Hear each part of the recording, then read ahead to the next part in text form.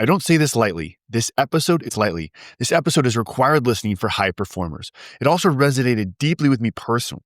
We're releasing it during the holiday season when conferences, celebrations, stress, and travel make alcohol and other habits feel normal, even expected.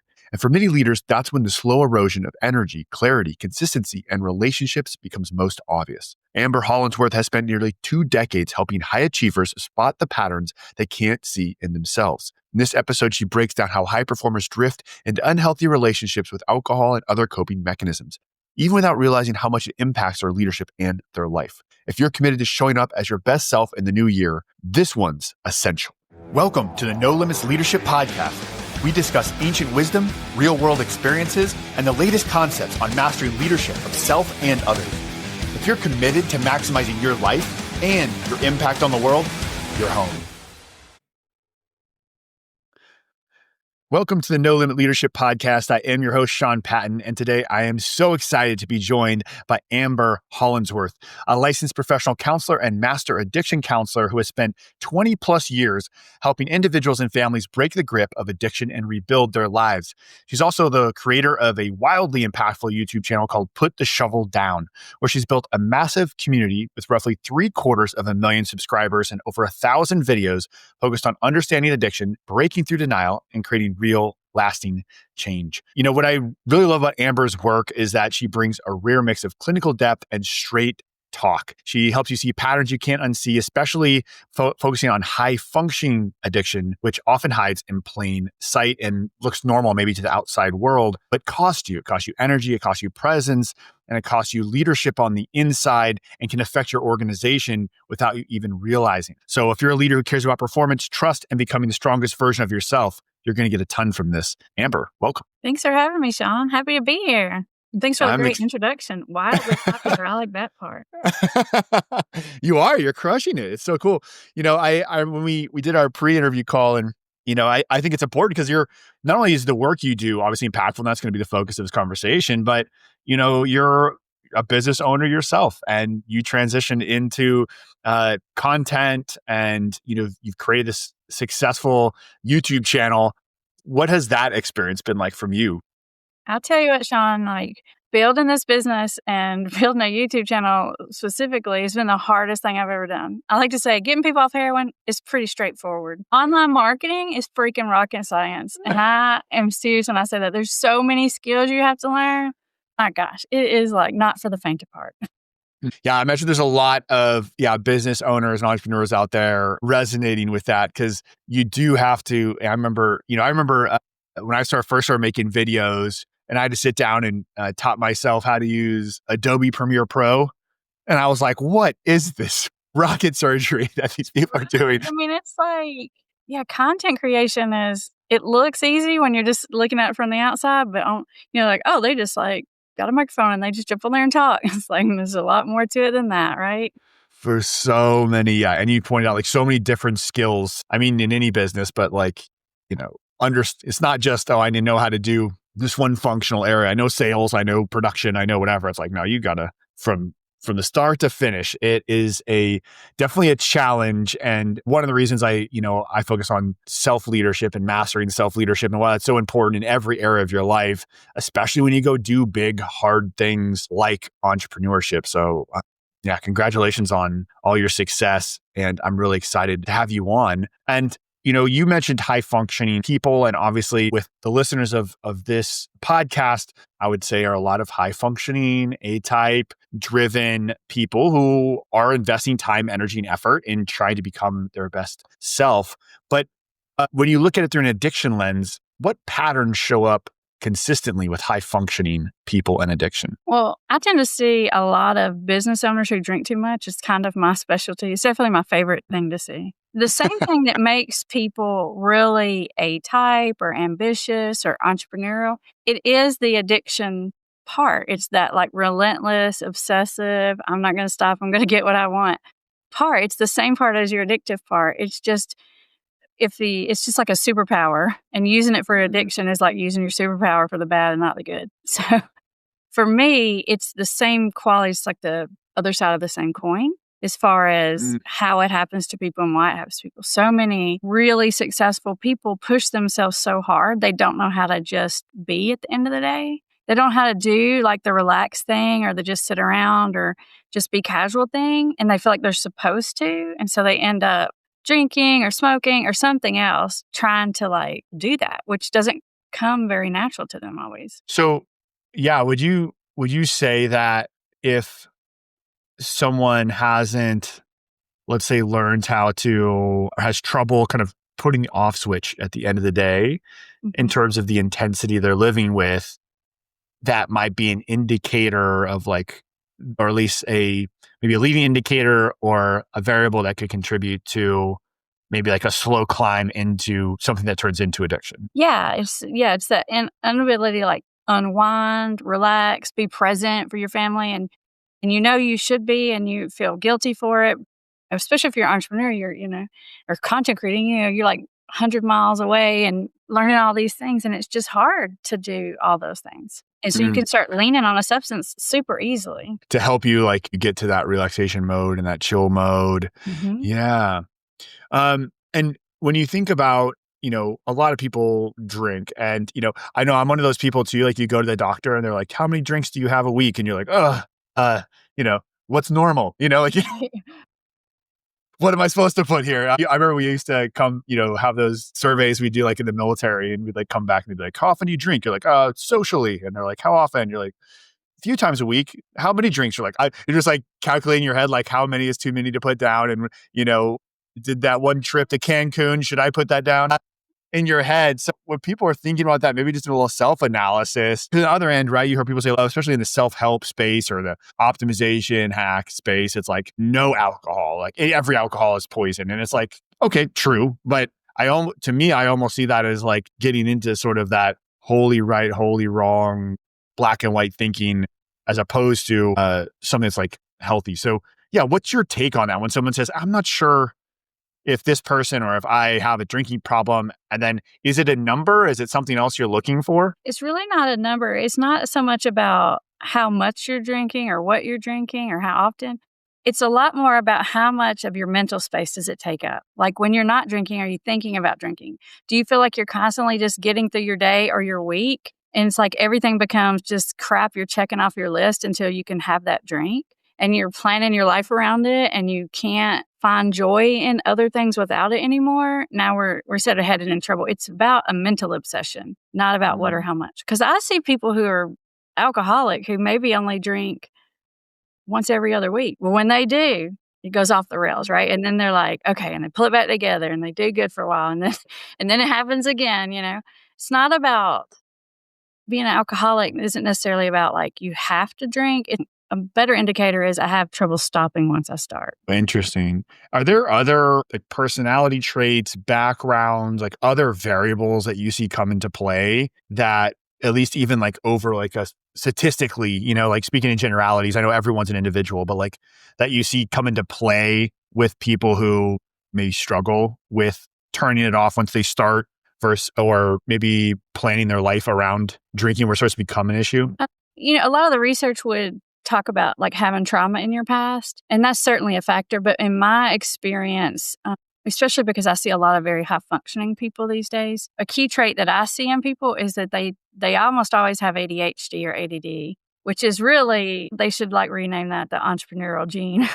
Like it's all in there together. It's all like dopamine related in your brain as far as brain chemically. But a lot of them have like that ADD kind of thing going on where they just have a hard time settling, and they hyper focus on things, and they get obsessive about things. Yeah. Yeah, that's interesting. If someone is, because those same traits that, I find the same thing too, especially with entrepreneurs, or maybe people who are entrepreneurial but work in a large organization, right? But are successful because they are creative and they do hyper focus, and they create new projects. Like those things seem traits that a person has used to become successful in so many areas of their lives and become as an asset can now be turned, into, or cause you to turn into have issues when it comes to substances as well, is what I'm hearing. Right.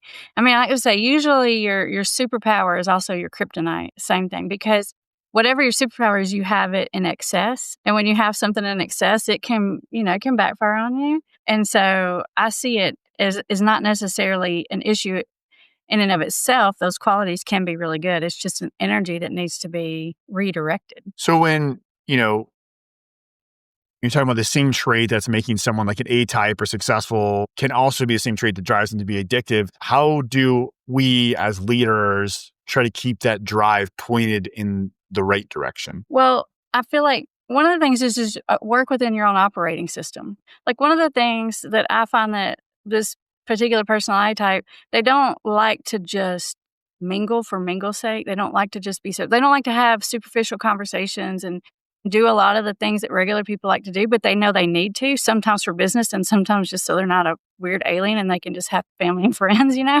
and they just need to have regular conversations and not talk about whatever it is that's their passion, their business, or whatever they're working on, because people think that's weird. And they don't know how to do that. So they start leaning into the substances as a way to sort of turn that dial back on that other and just be able to connect on that level.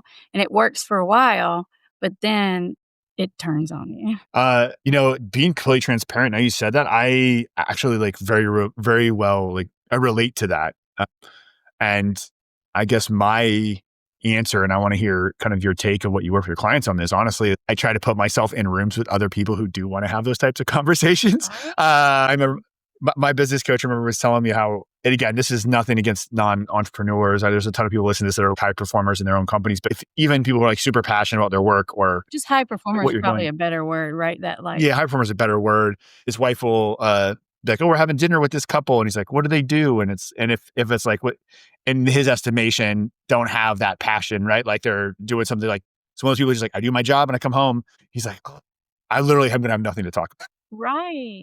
And I can relate to that sense of it. So that's my answer, I guess, is to try to put myself in more rooms like that. But it's not possible to do all the time. Don't try to be the other person. It's not what you're made for, Oh, okay. Yeah. It's just to be who you are and just accept that that's not your thing and stop trying to make yourself be that person and do those things that you're not designed for. Yeah, that takes a lot of, I guess, courage to be like, this is just who I am and I'm not going to be for everybody. And that's okay. It's what I'm hearing from you. It's like, it takes a lot of courage to just be like, I'm not going to fit in everywhere. Right. And you're not going to be balanced. People say you got to be balanced. I'm like, well, in my experience, addicts don't get balanced. I don't even try to get them balanced. I just try to get them to put all their energy in a way that makes them feel good about themselves and not into something that makes them feel terrible about themselves and into something that makes them feel like they have to dig out of the hole all the time.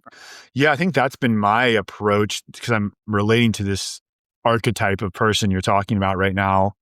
Has been, I'm doing a lot of work in conscious leadership, doing a lot of work in meditation and self-awareness. So taking that same sort of drive, but putting it toward, now I could put that same drive toward just being and being present and making it almost a competition of how present can I be, which, my conscious leadership coach may not like, but yeah, how, because it is sort of, I look at it, I do think it's important that even as athletes, right? The harder you push, you have to recover just as hard, and I see this with a lot of military veterans and people in my community, especially come from places like special operations, where you're so used to running so hard and have this intensity of what you're doing, and then you come back from deployment or you transition to the and you're used to running 85 miles an hour and everybody else running 85 miles an hour around you. And all of a sudden you jump into the real world, into a corporate job and everyone's going 45 and you're like, what is happening? Right. Yeah, exactly. It's hard to downshift like that. So do you work on different skills to help someone sort of downshift when they need to, or to have some recovery time or clear their head or work on presence, or what's your take there? Or is that not as important? It's more important with someone addiction to redirect it toward other action. I mean, I encourage people to find, what is the thing that fills your bucket up, that puts gasoline back in your tank. For some people, it's learning. For some people, it's music. And so giving yourself time for that, I think is important so that you can, like what you said, be your most optimized self. You have to put gas in the tank, right?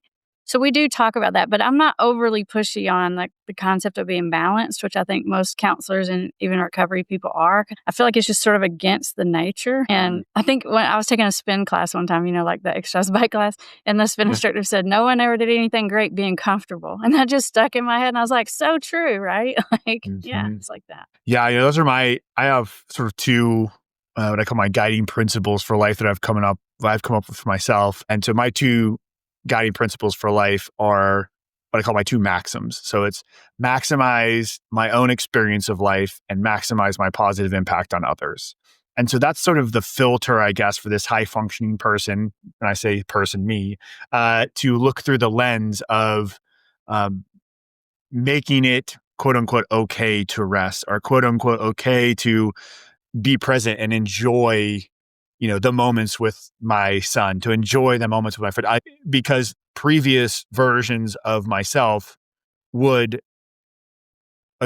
equated productivity to maximizing myself, or productivity is value. And I had to reframe it a bit around there's inherent value in just being alive. And it makes you better at being productive and optimized. So you have to like almost put it over into the optimization category for it to work for you.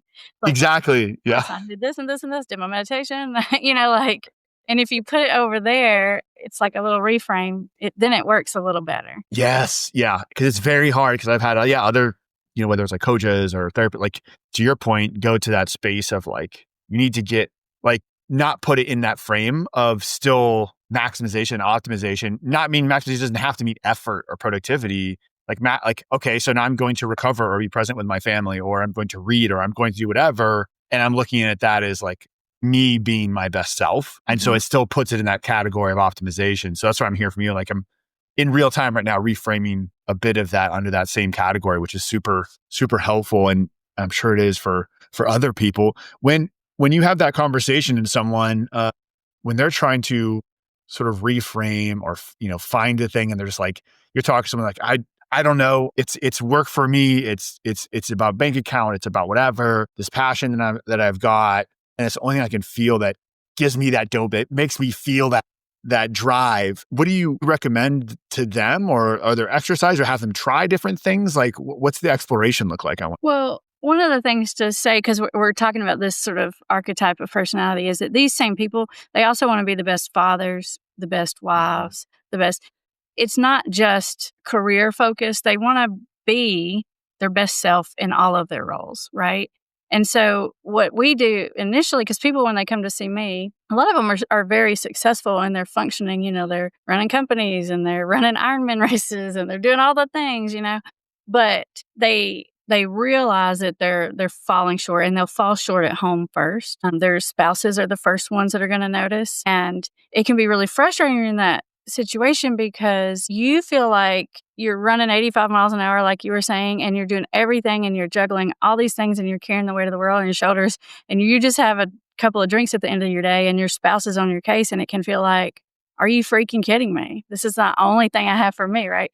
And then you feel defensive, and you feel resentment, and you feel your marriage start to fall apart first. And then you feel more and more distant. And people can usually feel that. And they don't want that to be the case. They want to have good marriages and be good mothers and fathers and all of the things, And so it's the seeing that that's out of alignment first, I think, that motivates people to want to change it. Yeah, that's very interesting. And so when I'm thinking through my head of the scenario you just created of someone who's running, they're doing all the things right, and then they have a couple of drinks in the night, and their spouse gets on them about it, and they get defensive around it.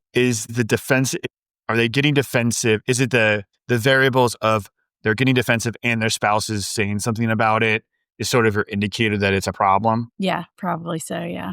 Yeah. Because the first time your spouse says something, it's probably after something happened that you didn't like. Maybe you drank too much, you said something, you did something, whatever, the things that happen. And the first time they say something, you probably think, yeah, you're right. And so you try to rein it back, and you try to do some things, and then it just keeps happening. And then the more your spouse pushes on you, the more defensive you feel, and you feel backed into a corner and unfairly judged. And you feel like, well, she's not even looking at my good qualities. All she sees is this one thing. How about the fact that run this company and I take care of this family and I pay these bills and all the other things. And I pick kids up from soccer practice. It's like I'm doing all these things and then my spouse is upset about that. And that's because you're not present for your spouse and your spouse can feel that. So if you're giving your 100% at work every day and then you're doing the things you have to do at home as far as responsibilities, but you're either intoxicated or irritated because you want to be intoxicated, what kind of partner are you? Right? Like you're not there in that particular relationship. One thing that came up that's coming for me now is in our pre-interview, you talked about how people who do not have a problem usually don't test whether they have a problem. Right. Can you unpack that a bit for me? If you don't have a problem with it, you're not overly asking yourself this question. People have a problem with it. They'll take 30-day breaks. They'll take, this or that, or they'll set these little lines in the sand for themselves. It's like test where they're trying to prove to themselves that they don't have a problem. But just inherently, the fact that you're doing that is probably an indicator that you're worried about. Yeah. That makes total sense. Now, what's, hard about this, right, is how much drinking is in sort of the business and social culture. What are some maybe tells before we get into some more details on that? Like, what are some tells that leaders miss with people on their team because drinking can seem so socially normal? As far as like if you have either an employee or a coworker or someone like that that's over drinking, I'm trying to think from like someone that's working with me perspective. Well, first of all, if you're in it with them, you're probably not going to see it. And a lot of times it's not, I'm missing their sign. It's like the whole culture, like we're all in it together. So that's one thing is if the whole culture is about that, then it might be hard to see, especially if you're in it too. If you're not in it and you really are looking from the outside looking in, is you will see that this person is inconsistent in how they show up at work. They are like, you're like star player and they, hit all these home runs and then they just like drop the ball. And it just seems like, what the heck? And there's always an excuse for this or that or the other. And it's like they're awesome, but they're not consistently awesome. And you feel frustrated with them because you don't really understand what it is. And they'll have a host of reasons, all of which sound reasonable at the time, but you'll see that you're getting frustrated and that person over the course of time becomes less and less of a star player, but because they have been, they can kind of ride on that wave for quite some time before you see it big time. Long before you're thinking, oh, this person needs to go to rehab. Right. Yeah. It's the consistency piece that's going to be kind of confusing. Mm-hmm. And yeah, we mentioned a bit before, but the one thing that I've learned over the years through some different interactions is around how addicts and you can tell me if I'm wrong on this, but also people who grew up with addicts or around addicts have such like black and white thinking around right and wrong, all in, all out. You're either with me or you're all the way against me. That sort of thinking is a pattern I've recognized. Can you tell me, is that true? Is that normal? Where's that come from? I'm not sure it's inherently true into their personality, but it is probably symptomatic of someone that is struggling with a substance abuse problem. Because one of the things that's going to be going on with this person is that they're going to be progressively full of resentment and self-pity and progressively unhappy with everything in their life. It's going to start with the spouse, then it's going to move on to work and other areas.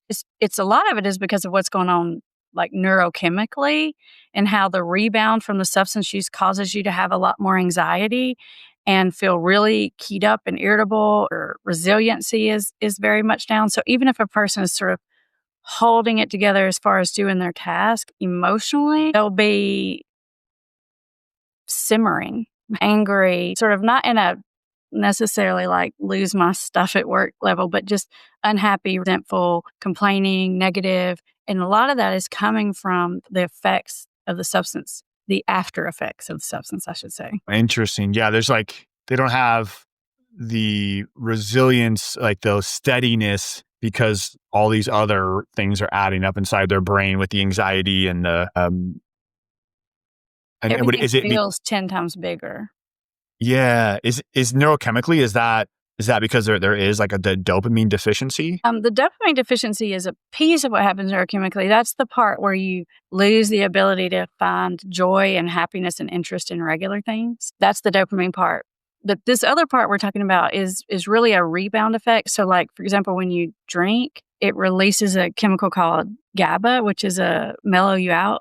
That's why they call it a depressant, because it kind of brings you down, like calms you down. But your brain tries to put you back into balance through like homeostasis, and it tries to re-regulate you by releasing the opposite chemical, which is called glutamate, which is sort of an anxious, excitatory, not a good excitatory, but like an uneasy, restless, uncomfortable kind of, it's like a go chemical. And so after you drink, you have this rebound effect. And if you start drinking where you're drinking like on a schedule, like either every day or every Thursday through Monday, your brain will automatically start producing a lot of this glutamate chemical, getting ready for the alcohol to come. Like even before you even drink, it's because it's trying to keep you in balance. So it knows if you drink a case a day, whatever time you normally start to drink, your brain starts to release that chemical, trying to almost like get ahead of it. It's that same, it's sort of like a biological rhythm you eventually develop. And then after the fact, that's why you feel, because some people that have alcohol problems, they talk about, well, I don't really get hungover like physically, but anxiety-wise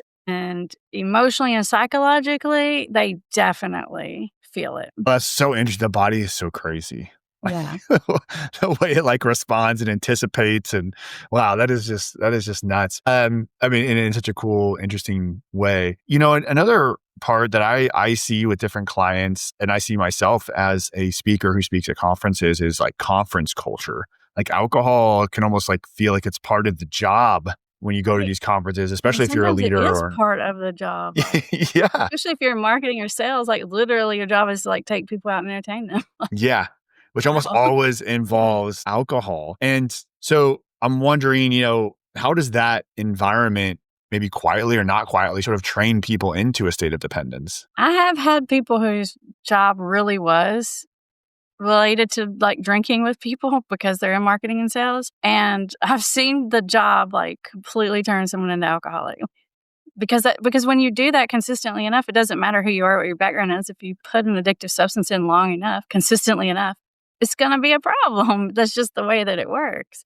And so, yeah, I've seen that tons of times where it turns into a problem. Most of what I see is people who are coming out the other side and they're trying to figure out, like, I still do this job. Will I be any good at it? Like, what will people think? And the biggest thing people worry about is, what will people think that I'm not drinking? That is people's big, it's not even the fact that they're not going to drink. They're not so upset that they can't drink. They're worried about what people are going to think about the fact they're not drinking. Like, what are they going to tell people is a huge concern. So what do what are some practical strategies? Like, what do you tell those people? Early on, if they don't feel comfortable just saying I don't drink, and a lot of people don't for various reasons, then I'll say, put a drink in your hand that looks like a drink. And then when someone says, hey, you going to drink? You say, no, man, I'm good. I got it. I'm fine. And then you just sort of like, kind of like show them your whatever. And that makes people go away, because if people are used to you drinking particularly, and you're like one of the guys or one of the girls or whatever,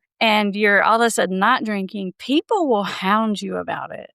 And if you try to say like, well, I'm driving, or, well, I have a presentation tomorrow, they'll be like, oh, you could have a couple. Like the peer pressure is like, it's real. So if you're not comfortable just saying, so at first I say, well, just act like you, just put a drink in your hand.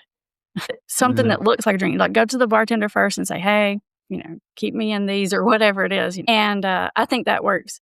And then eventually I encourage people to, especially the people that are around all the time that they really do, like they have a relationship with for real, that they know and they like, to disclose it to them, because those people can act like a wingman for you. Like they can run interference for you and help you out, for one. And for two, just the fact that someone else knows, like at a conference, like what you're talking about, if you know your buddy John's there or whatever that's always there, and he knows you're not drinking, you're not going to relapse. You're not going to drink because you know that John knows. Not that John would do anything, but just the fact that that other person knows that you've decided you're not going to, you're probably not going to. So it creates a level of accountability. And then thirdly, this is the part that's surprising. This is like blows people's mind every time. I tell them it's going to happen and then they're still shocked. It's like I call it coming out of the recovery closet. When you come out of the recovery closet, you're not going to get what you expect. what you're going to get is people are going to start telling you all their secrets. People are going to start saying, you know what, I'm drinking too much too, or, I got to quit too, or my brother, or, like I tried.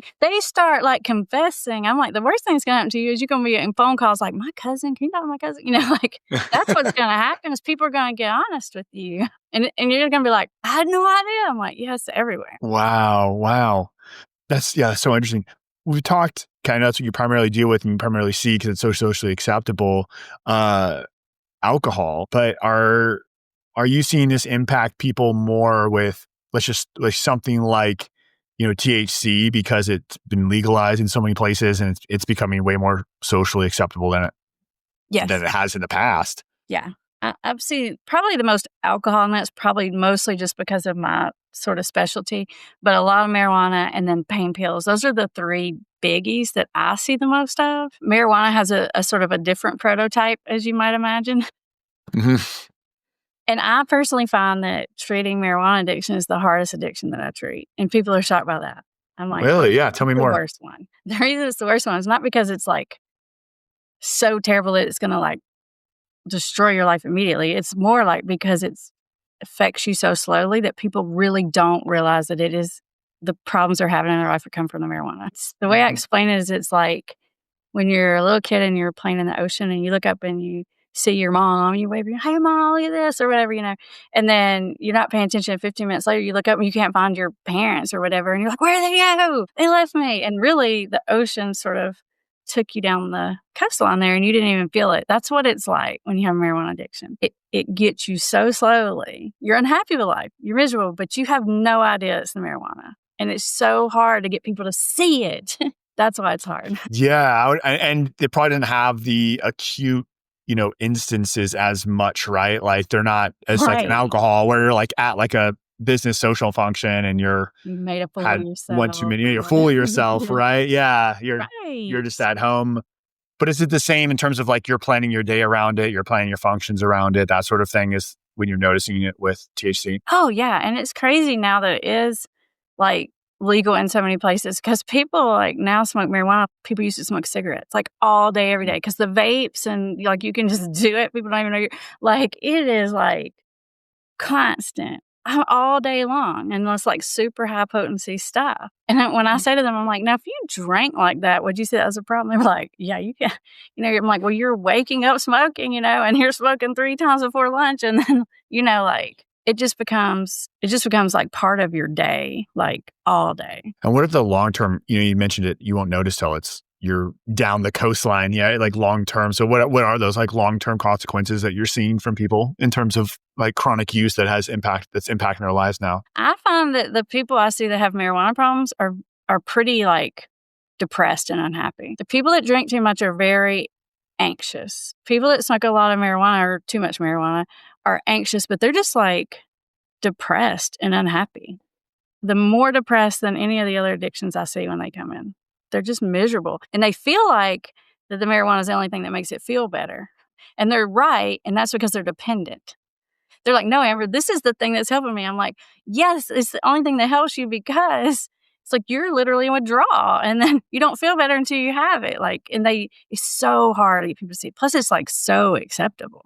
Like even more than alcohol. Like culturally, it's really hard to get people to see it. Oh, man. Yeah, I could totally see that.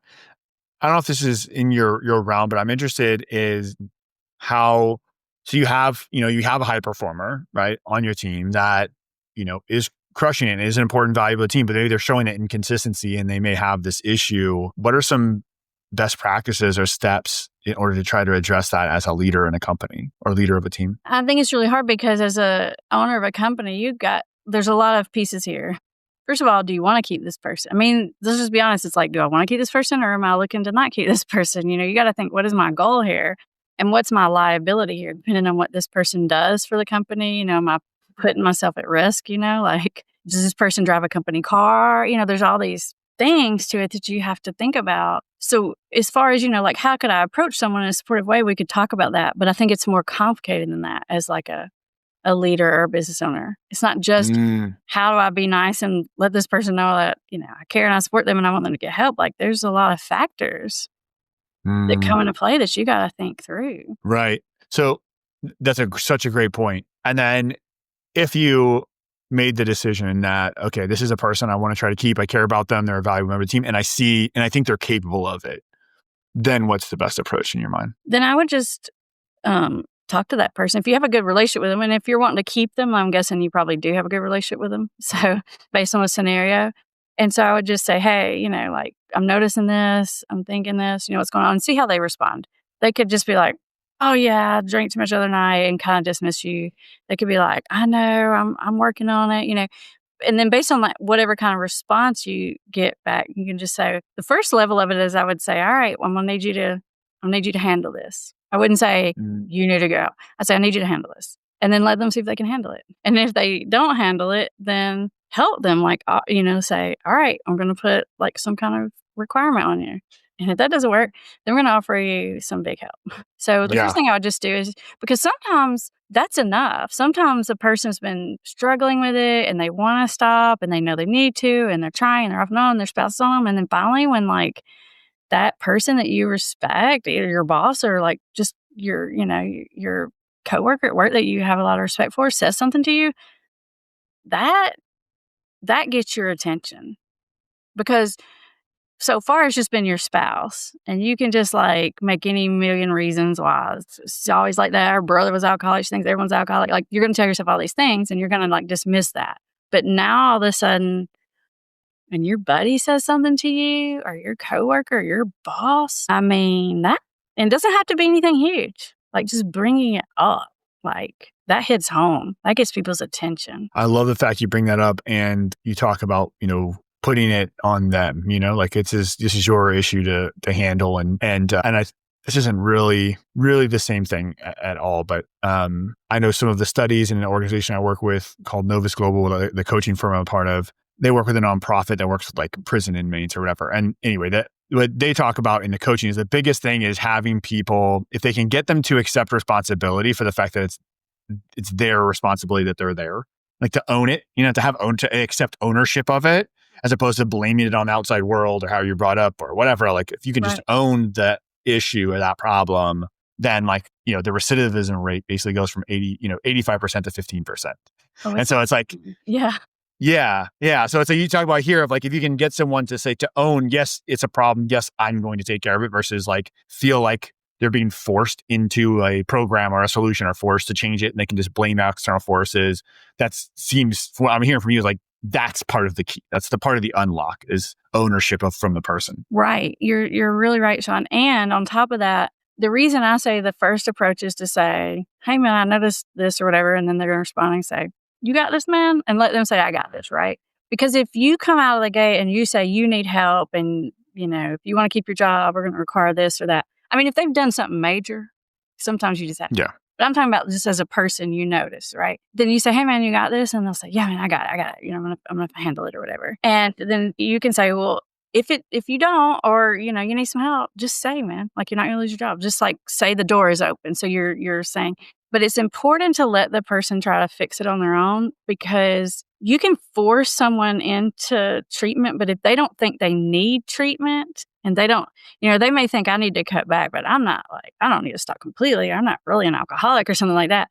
You have to let people do their trial and error to get to that point. So this is what I teach family members too. Like, let them try their way first. It's like they have to go through this checklist of things to try. I call it bargaining. They have to try all their bargains before anyone's going to come to the point of like, I got to quit completely, or I got to go to rehab. That's like even better. You're going to do some bargaining before you get there. So that's why I say the first line of defense is say, hey man, you got this? And then maybe, wait a month or two and then check in with them. And what you're doing is you're just saying, we can have this conversation. It's non-threatening.